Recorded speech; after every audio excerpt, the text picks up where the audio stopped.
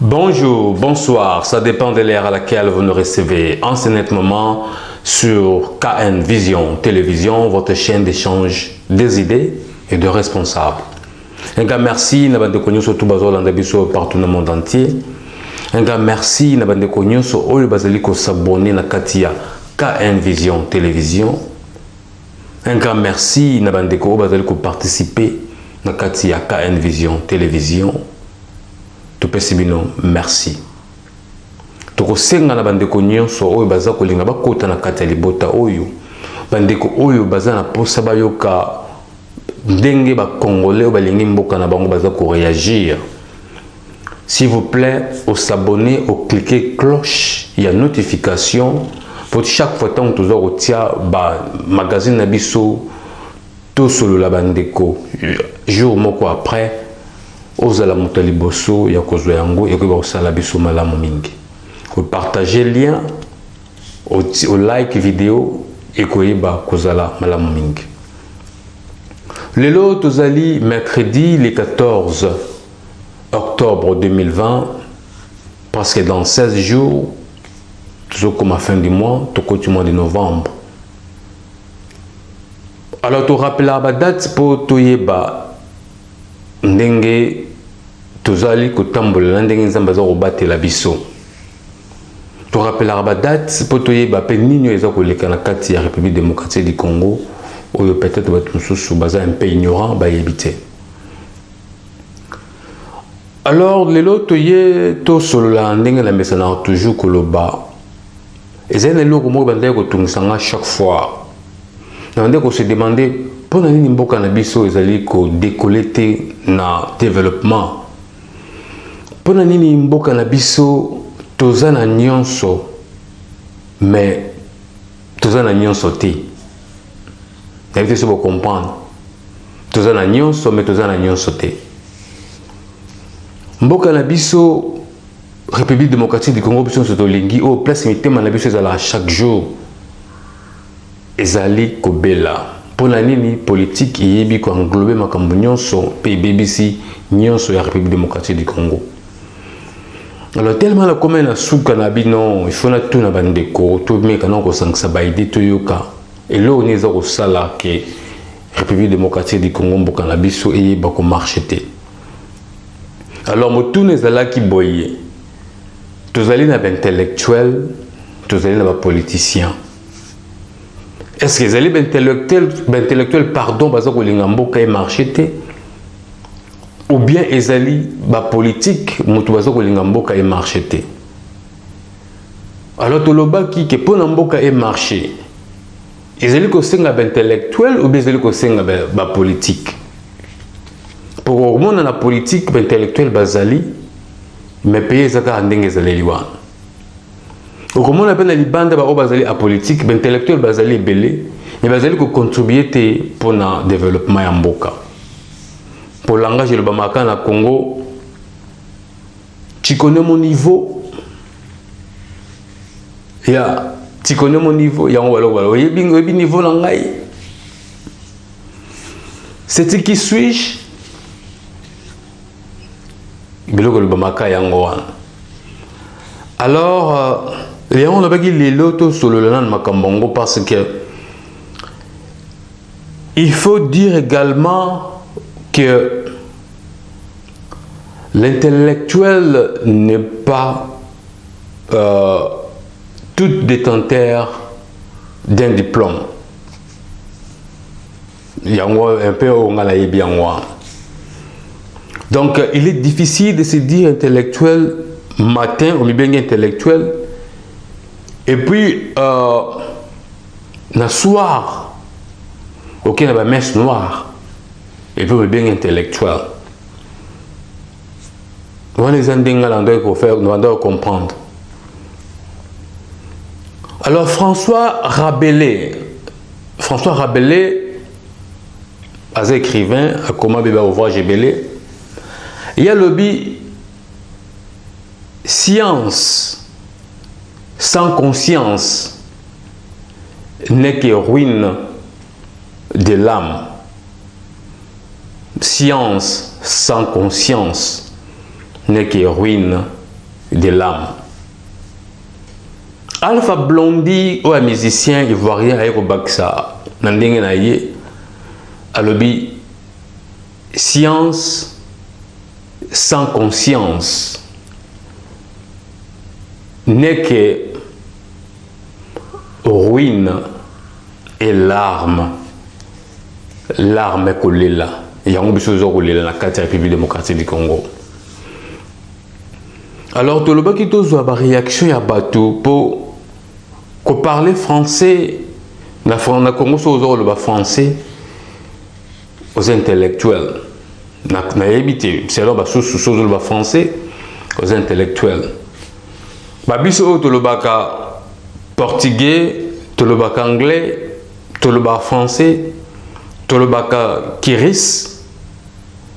Tout ça en connaissance, il y a arabique, il y a arabe. Tout ça est intellectualité, tout ça est nul. Il y a une conception au Congo. Alors avant tout, il y a un sujet où il y a des personnes qui ont avis dans Bango. Pour les questions, ils ont vraiment passé. Ils sont passé mingi. Tout le monde a une réaction, il y a papa donnant en Angola. A outeki kopesa papa Kakuji nandenge oyo be mission tote koleka papa Kakuji be ko répondre papa donnant peut à répondre nandenge ya salaki conception na ye chaîne ba responsable avec ba respect néance oyo kopesa rabino bande ko ka une vision télévision et sengo mingi koyo kande bozo ko répondre avec intelligence avec sagesse un grand merci na bande konyon surtout.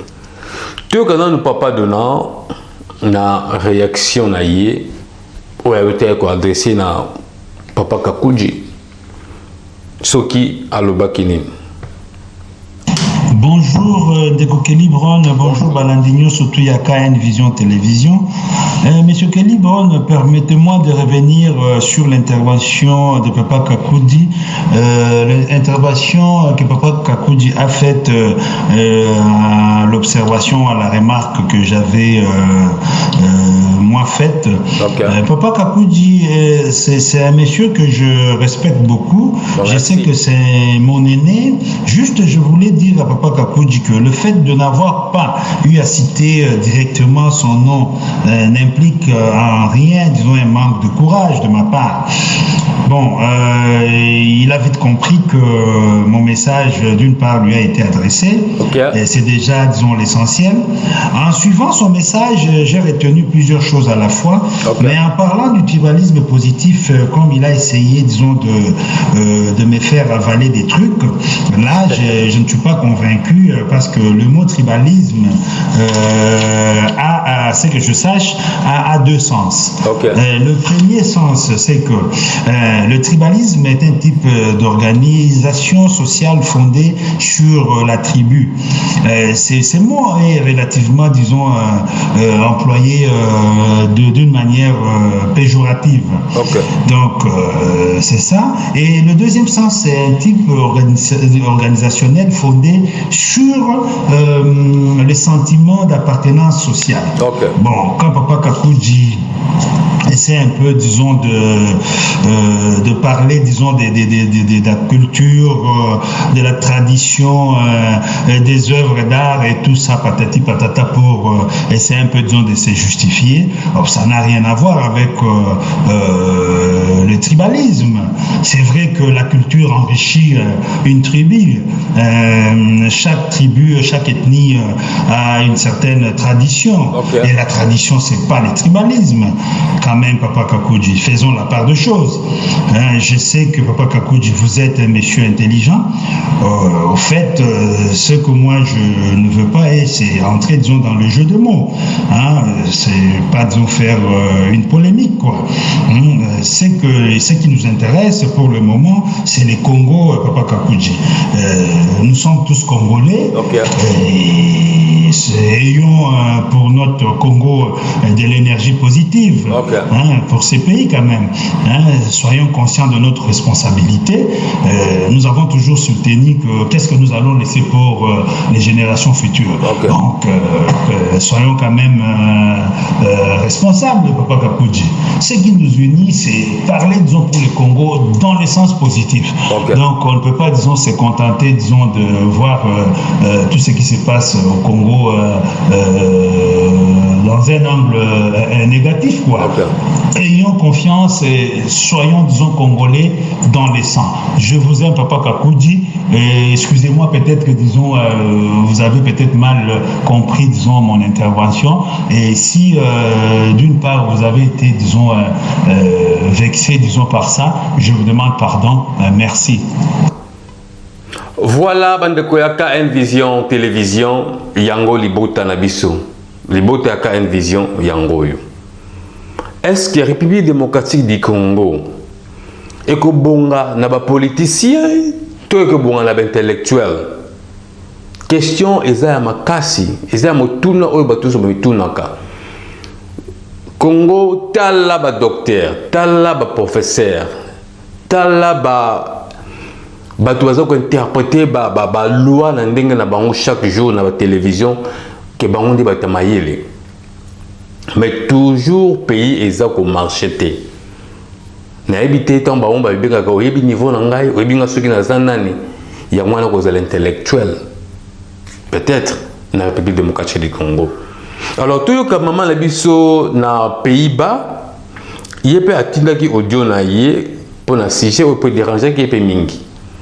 Tout quand nous maman la biso na Pays-Bas, ce qui y réaction na ye izani. Bonsoir, bonsoir Yakeli, bonsoir Ndekonangai. Otuni motuna moko ya malamu, motuna ya penza ya motuya. Po Congo ebonga ezali pona ba politicien te. Okay. Po Congo ebonga eza pona batu ya mayele. Bato pe baza na bolingo ya ko obalingi mboka na bango ya Congo. Okay. De bakobongisa Congo. Okay. Mais ceux qui tokanisi pona ba politicien. Yeah. Tozomiko ça parce que ba politicien sa commerce na bango.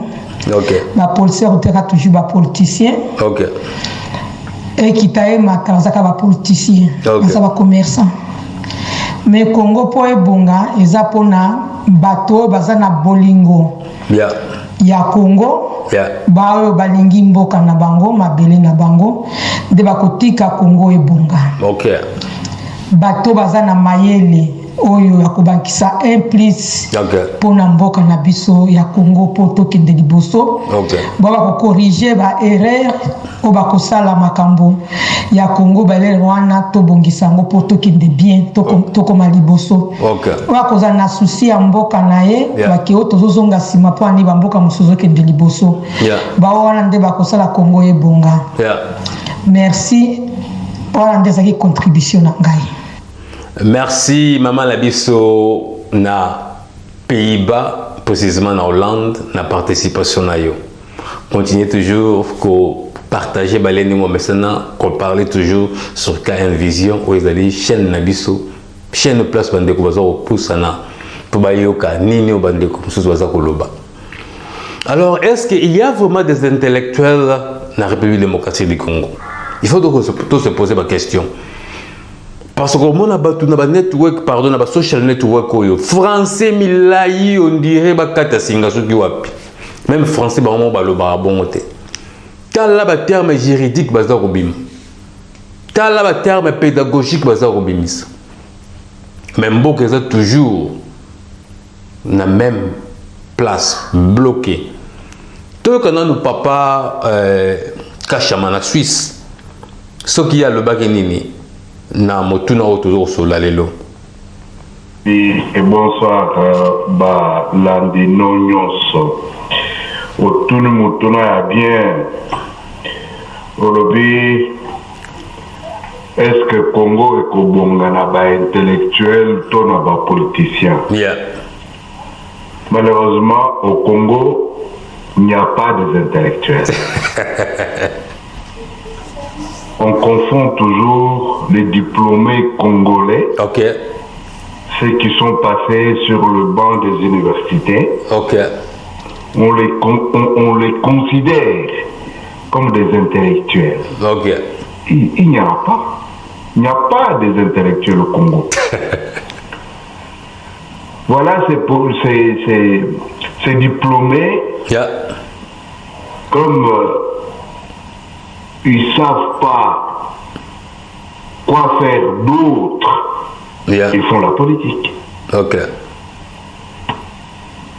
Ils font la politique pour...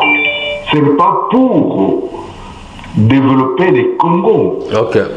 Ils font la politique pour nourrir leur famille. Envoyer leurs enfants à l'étranger, aller se soigner à l'étranger quand ils sont malades,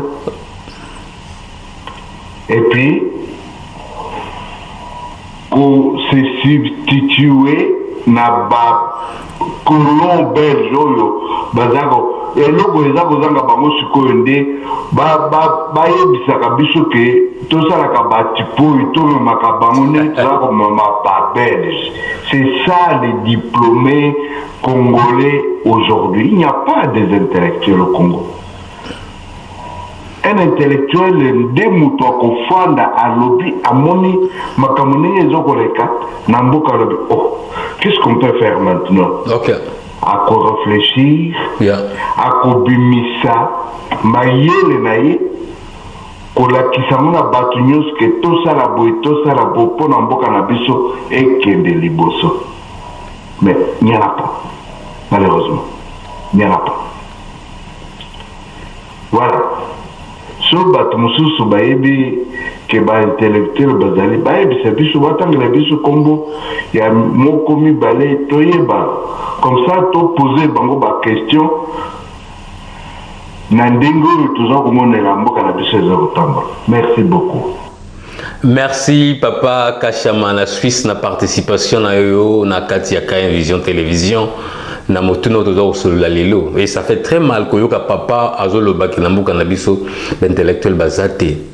Ça fait très mal pour na ebitende papa lobby ba diplômé oyo bazawa ne belende na lobby na debi ba docteur et ça raisonnement façon encore raisonner donc cerveau ils ont tourné bien té. Donc papa zolo ba cerveau ils ont tourné bien té. Bazana ba diplôme ba tangé belé ba français belé toujours au loba ba veste ba cravate minene manette minene. Ngana tuna moko na habité partout par bande konyo so bazali. Na mo pe déranger les sous. Est-ce que place bande ko bazali na habité beaucoup pe ça n'a pas réponse même na ba audio mususu. Est-ce que ils ont la peine ba compte rendu il y a ba conseil des ministres il y a ba pays mususu place bozali s'il vous plaît. Est-ce qu'ils ont la peine ba compte rendu il y a ba conseil des ministres il y a ba pays au bozali place bozali bande ko na biso ba congolais. Pour le moment c'est comme si ça na Congo pour en Afrique du Sud depuis na ya non na mona compte rendu il y a conseil des ministres té na habité. Et puis quand tu rendu on va payer ça et makambo elika ko na réunion et là comment on paye ça les maka exacté. Ngana on peut vérifier les s'il vous plaît ceux qui n'ont mboka obiso tozali ba mboko bino bozali ceux qui bomona ka compte rendu il y a conseil des ministres va pays au wana s'il vous plaît bande ko bo edenga na ebité na liboto tozo ko s'entraider. Mais bandeko bazan Angola, bandeko bazan États-Unis, bandeko bazan France, na Suisse partout, même en Angola s'il vous plaît, na Gabon, même na Brazzaville. Ceux qui conseillent des ministres contre rendu nango ezalaka boy ba koyebisa biso examen malamu mingi po toyeba kolongola mo équivoque wana na butu. Voilà un peu bandeko ya KN Vision Télévision toyoka sikoyo ndeko na biso Frank Asimbo na Johannesburg na Afrique du Sud. Pardon, en Afrique du Sud, il y a le Bénini. Na sujet où tout ça kolobela lelo. Pour batonyo surtout bazo kozwango na ndenge o bicho tozali kozulate. Tout kana papa Frank Asimbo. Mbote mengi papa Kelly Brown. Mbote papa Frank. Mbote pelisusu na bandimi nyonso. Yeah. Ya KN Vision Télévision. Merci papa Frank. Tolito répondre na motuna yo tuni biso papa Kelly. OK. Réponse na biso ezali direct. Peut ko justifier ngo. OK. Solution ya Congo. Na minute yoyo. OK. Ezali biso peuple. Toboto la classe politique et pouvoir autopesa qui est mandat autopesa qui. To raser classe politique congolaise. To raser yango, to remplacer yango na batu ya sika, na classe politique ya sika. Oyo ko salema na basi pe mibali ya sika. Bao nano bami mele na makambo ya mabe ya politique te. OK. Pona ni to lobi ndenge wana. Dans la période depuis post-indépendance style là. OK. Na besoin so biso to sana yango. Mais to koloba que non, ils aba mindelende bazo sala boy non. Notre nini ba kosa kai pendant 50 ans. Bazo continuer kosa yi. Pesa ko kwena na motambo to na mitambo ne bato bazo tiela ba mitambo. C'est-à-dire que nos politiciens sont des complices. Baza ba complices ya ba occidentaux. Yeah. To baza ba complice na bato ba lingi bolamo ya peuple congolais. C'est ça la vérité qu'il faut dire. C'est ça la vérité qu'il faut dire. Il faut raser cette classe politique. Mboka nini yo o shi omona parti moko eza na pouvoir ba parti efeza la na kati ya opposition. Non, baboy kozala na kati opposition pour ba jouer rôle ya koloba ke non. Talabino bolaka ki biso boy. OK. De rôle ya parti politique ya opposition. Soki basali mabe boke, bofundi bango na peuple bitala balobala kaki bo basali yango te. Place au peu basali mala mo beteli bango maboko. Que non bosali en tout cas eloko wana bosali yango bien. OK. Donc c'est ça le rôle classique il y a parti opposition. Dénoncer, proposer des solutions. Yeah. Mais ah politique comme des business. OK. Politique c'est comme carrière ya moto nyonso. Po ba ebike bon, c'est de l'argent facile. Moto nyonso ami kote sanakati. OK. Yango te. Bokono ekote libiso na kati ya politique. OK. Yango te. Le carriérisme politique yango te. OK. La politique devrait être comme une course de relais. OK. Au sari pour tant que l'école primaire au kimi, au PC Munga bâtonné et péazu à kimi, kakandenge wana. On se relaye. Mais oh ya carrière que batuka kamoko bam les mêmes familles 10 ans, 20 ans, 30 ans, 40 ans, yangote. Mais ce n'est pas comme ça. Mais koloba siko responsabilité zaneni. Il faut pas intellectuel au bazali bande ya politique. Bami koti sana carte ya ba parti politique ba créer ba parti politique ya sika ba présenter projet ya société ya sika. OK. Ba o ba koteka yango tango ya période électorale. Ce que peuple s'épelle ils sont bien go ba koti na pouvoir. Mais critère il faut zala ba homme moko intègre. Okay. Des hommes nouveaux. OK. Des femmes nouvelles intègres. OK. O ba ebi pe ko banga nzambe. O ba koluka intérêt privé, partisan d'abord, mais intérêt au peuple les cariboso. Pe ba eba ko respecter règles et vie démocratique. Merci beaucoup. Un grand merci Papa Frank Asimbo na Johannesburg na participation na yo. Pande konyo sobayoki ce qui mutamoni que Papa Frank alobi mabe plateforme ezali pona koyamba réponse na yo. Toyoka Papa Mbingazo na Allemagne. Papa Mbingazo yo lobi nini na makambo nyonso zoleka. Ba intellectuel baza ou bien bazate yango ça la passe. Bote bandeko ya KN Vision Télévision. Na motuna oyo kotuna masese pio yo. Boke ko bongo na ba intellectuel to ba politicien. Te na kati ya ba mboke ko bonga na baibaza na bolingo. Baibaza na bolingo mboka le ba ko mboka wana. Bolingo ya solo pas de souci. Pour na ka bande ko binga moto na za na souci mboka na quel souci? C'est l'amour. C'est l'amour. Bolingo nde ya kaliboso numéro 1, c'est l'amour. So ko za na nini na bolingo mboka no souci ko za la wana te. Nesika souci ezala de posa si ma bolingo dali posa na nzana posa na sa de loko wana bolingo e fandi ozana posa ya kobongisa bitelo biso bia Congo tous les bâtiments scolaires ya Congo mobimba o musu ezaka na ndako potopoto likolo bati ndeleo to esombe razia nyonso ko muka nyonso ko tonga ngona babenga ngo construire en dur na brique. Oh, Koko ça même 200, 300, 400, 500 ans. Et bien équipé. Tala bolingo ka yangwana. Des hôpitaux. Nzela ya kitoko. Transport za la malamu. Wana nde babengi moto na za na bolingo mboka. Ya solo kelasi pe ebakisa misoki azana bolingo mboka pe atangaka a joué diplôme na ye a commis homme politique azana bolingo mboka bolingo mboka azotia mboka liboso mboka kotambola malamu wana nde tokoloba peze eza malamu kasi oyo eloko oyo lilobo babengi intellectuel bandeko c'est une espèce rare.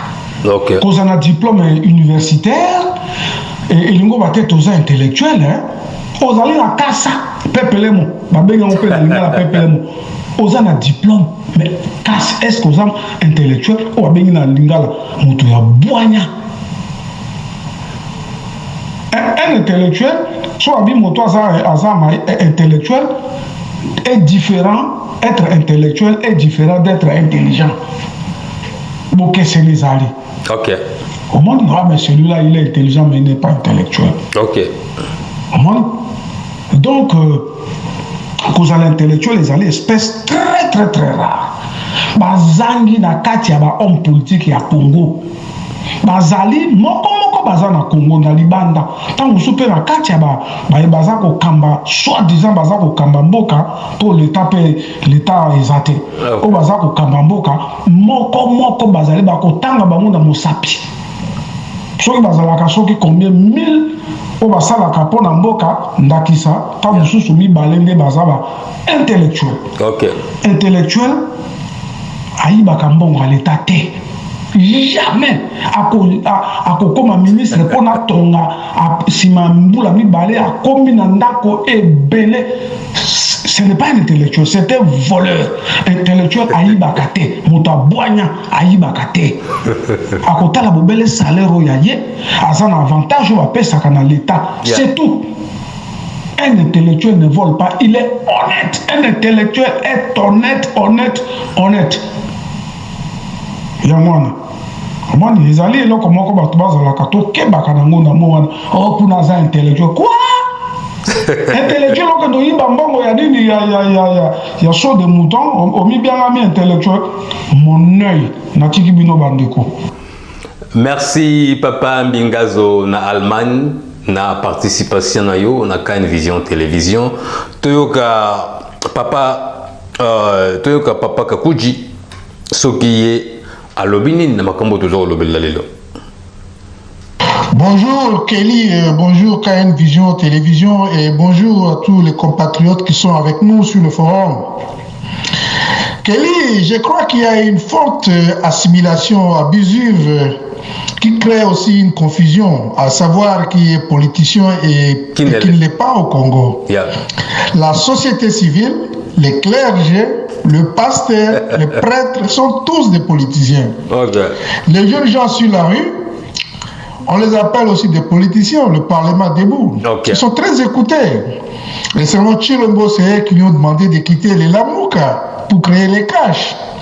Donc en bref, tous les membres du parti politique sont des politiciens au Congo. Maintenant, quelle est la définition de l'intellectuel? Je ne pense pas que l'intellectuel, c'est le diplôme. Non, l'intellectuel, c'est toute personne qui a la faculté de bien penser, de manier les concepts de son intelligence. Alors, un idiot restera toujours un idiot, quel que soit le niveau de son instruction scolaire. C'est ça. Et puis, l'éducation n'est pas synonyme de l'intelligence. L'intelligence, c'est l'unité de mesure de l'instruction. Ainsi, vous pouvez avoir affaire à un homme très instruit, mais qui se comporte comme un larbin, très obséquieux. Ok. Alors, celui-là, c'est pas l'intellectuel. Un homme ne peut s'élever dans ce monde que quand il pense qu'il est égal à tous les êtres humains. Okay. Nous devons savoir que nous sommes tous égaux dans cette terre, que tous les hommes sont créés de la même manière. Alors, il y a des Noirs qui pensent que l'homme blanc doit nous dire et nous orienter dans tout ce que nous faisons. Ainsi, bon, nous resterons toujours dans le temps d'esclavage. Vraisemblablement, nous sommes des esclaves en Afrique. Et si le président africain pouvait parler le même langage, par exemple, s'ils disent que, comme les Chinois l'ont dit aux Nations Unies, pas de siège au Conseil de sécurité et nous quittons les Nations Unies. Alors, nous sommes dans l'ornière. Vous voyez ce qui se passe entre les États-Unis et la Russie, et parfois la Chine? Est-ce que notre président peut ordonner la fermeture de l'ambassade des États-Unis au Congo? Alors s'il ne peut pas le faire, c'est que nous sommes des sous-hommes. Ok. Ce qui compte, c'est l'abnégation. C'est l'abnégation. Donc une détermination, les sacrifices. Je vais faire ça pour mon pays et celui qui bouge, je l'écrase. Ou alors il m'écrase. Et c'est ça la panacée. Vous voyez? Et puis nous devons chercher toutes les églises étrangères dans notre pays. Nous devons changer toutes les églises esclavagistes. Okay. Ces églises sont venues là pour renforcer soit la colonisation ou l'esclavage. Et quand un homme porte le nom d'une autre personne, c'est qu'il est esclave. Quand un homme parle la langue d'une autre personne, c'est qu'il est esclave. Il n'y a que l'esclave qui parle la langue de son maître. Le contraire n'est pas possible. Et quand un homme se confesse dans la religion des autres, il est 100% esclave. Okay. Et Dieu ne traite pas avec les esclaves. C'est biblique. Dans Deutéronome 13, verset 6 jusqu'à 10, lisez. Okay. C'est clair et net. Et dans ce monde, il n'y a rien qui peut se faire qui n'est pas sur une base spirituelle. Dans le spirituel, il y a le bon côté qui est Dieu et le mauvais côté qui est le diable. Okay. Et dans toute société au monde, il y a des bonnes personnes et des mauvaises personnes. Il y a des ndoki et de ceux qui ne sont pas ndoki. Vous voyez? Vous savez, au Congo, il y a des gens qui se disent Reagan, qui se nomment Reagan, il y a des Clinton, il y a des Carter, il y a des Washington, des Louis France, des Chris, c'est des noms bizarres. Nous avons nos noms. Jamais un homme blanc ne peut porter le nom d'un Africain. Et Dieu ne traite pas avec les esclaves. C'est ça notre problème. Merci Papa Kakouji na participation na KN Vision Télévision. Eza malamu. Toka Papa donna na Angola ce qui est idée nae eza nini na o toujours lobalelo. Bonjour Ndeko Kelibron, bonjour Balandinho, surtout Yaka KN Vision Télévision. Bonjour Papa Dona. Monsieur Kelibron, na motuna lelo, ceux qui ba intellectuels, ceux qui ba politiciens, des intellectuels, bazali na kata politique, des ceux qui ba intellectuels, bazali ça la politique, des bakoki ko bongisa Congo, bon motuna na ils vraiment disons motuna moko bien, mais c'est que je peux seulement dire est que c'est un problème, disons, il y a principe, il y a savoir-faire. Okay. Parce que, disons, intellectuel, d'abord, il y a une intelligence. Okay. Mais ceux qui, par exemple, disons, intelligence, on les a bâclés, okay. Et que Moutoiseau, il va pour ça les langoter, par le fait que l'intelligence, c'est sa faculté, il y a qu'à connaître, il y a qu'à comprendre, et il y a qu'à agir avec discernement. Okay. Donc, le problème est ça, il faut d'abord conscience, il y a Moutou, et ça là, dans le sens, il y a responsabilité. Donc, ce qui est vraiment, disons, dans le sens, il y a élite congolaise. En tout cas, disons, en général, l'élite congolaise, elle a vraiment, disons, qu'on dirigeait Mboka, et ça, élite Moko, et ça, nul. Okay. Parce que quand je parle d'élite, ils allaient ensemble, disons, formés par les meilleurs, quoi, bateau bazar meilleur. Okay. Bon, si ces gens-là, disons, se prétendent, disons, qu'ils sont le meilleur, mais bazar qu'on démontrer, disons, ce dont ils sont capables d'être. Donc, c'est une honte. Donc, on a une élite nulle. Okay. Donc, c'est ça le problème. Okay. Donc, il ne faut pas, disons, qu'on se cache les choses. Et donc, je pense très bien, disons, il faut d'abord que les gens aient cette notion-là, disons, d'une nation. Savoir, disons, aimer la nation pour servir cette nation. Okay. Et servir, disons, en âme et conscience, mais pas, disons, voir, disons, ses intérêts personnels, quoi. Donc, c'est ça un problème. Je ne sais pas si c'est à cause, disons, de la pauvreté, parce que la plupart, disons, il y a Banane, il y a Bateau, Bazako, la police, ce sont des gens qui viennent, disons, des classes moyennes, quoi, et inférieures. Donc, c'est ça le problème. Donc, à on a vraiment, donc, la souffrance, et aussi, là, ceux qui vraiment, donc, non, a commis na pouvoir, alors que les alliés, vraiment, donc, contrat, vis-à-vis, disons, de la population, vis-à-vis de la nation. Okay. C'est ça le grand problème. Moi, je pense que non, il faudrait vraiment, donc travailler, disons, la conscience des gens, et que ces gens-là, disons, sachent qu'ils sont responsables devant, disons, la nation, et ils sont là pour servir la nation. Sinon, moi, je pense qu'on n'évoluera pas. Donc, il faut vraiment choisir les meilleurs. Je sais que dans la CAT, il y a des gens qui sont très bons, des gens intelligents au Congo, mais qui n'ont pas eu cette chance-là, il y a qu'au niveau. Pourquoi? Parce qu'ils sont étouffés. Ils sont étouffés parce que le système s'est créé. Le système s'est créé, vraiment, donc, non, ça le pacte satanique entre Bango pour essayer un peu, disons, d'asseoir leur pouvoir et pour l'éternité. C'est ça ce qui fait mal au pays, donc à la nation. Donc, c'est ça le problème. Nous devons apprendre à nous le dire en face, quoi. Donc, il ne faut pas, disons, qu'on cache ou qu'on mâche nos mots. C'est ça le problème. En tout cas, merci. Un grand merci, Papa Donna, la participation à yo, na Katiaka Vision Télévision. Tu on a vu Alpha, na Nord Kivu, na Beni, ce qui est à le Bakenil. Précisément, la retour, je pense. Tu es Bote na yo Papa Kelly. Bote Papa Alpha. Na pesi moi réponse moke oza na kati ya motema na ngai. OK. Na ndenge nazomona Congo ndenge ezomarche na ndenge bato bazomema yango. Baintellectuel ndenge bazokende na biso ndenge bazosala bacalcul intellectualisme na bango mpo bayiba biso. Ndenge bapoliticien bazosala politike na bango mpo baboma biso. Namoni Congo, il fallait la dirigeant moko akoyeba kotia dictature na Congo. Okay. So dictature ezate mboka oyo ezokende kaka. Okay. So tokenda mayele na bango wana o bauti kotanga na classe ya ba Jeanne d'Arc babosani biloko ya bakimbangu ya basimo kimbangu Simon atangisa biso biloko mosusu bango bae na ba Jeanne d'Arc po bayiba biso moye Congo ebonga ezate. Okay. Mais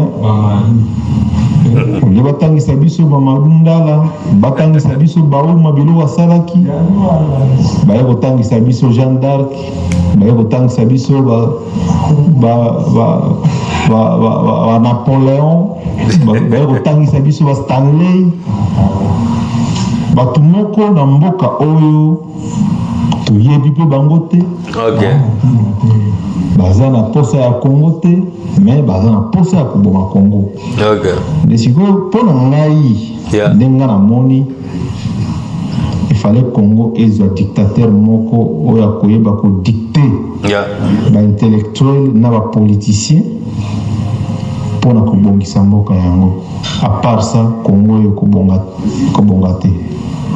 Merci, bonne soirée à vous, Papa Kelly. Un grand merci, Papa Alpha. Un grand merci, Nabandeko, surtout à KN Vision Télévision.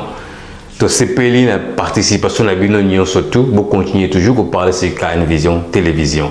Yango tozalaki nango pour na lelo, botika la malamu, to kutana prochainement na numéro msusu. Bye bye.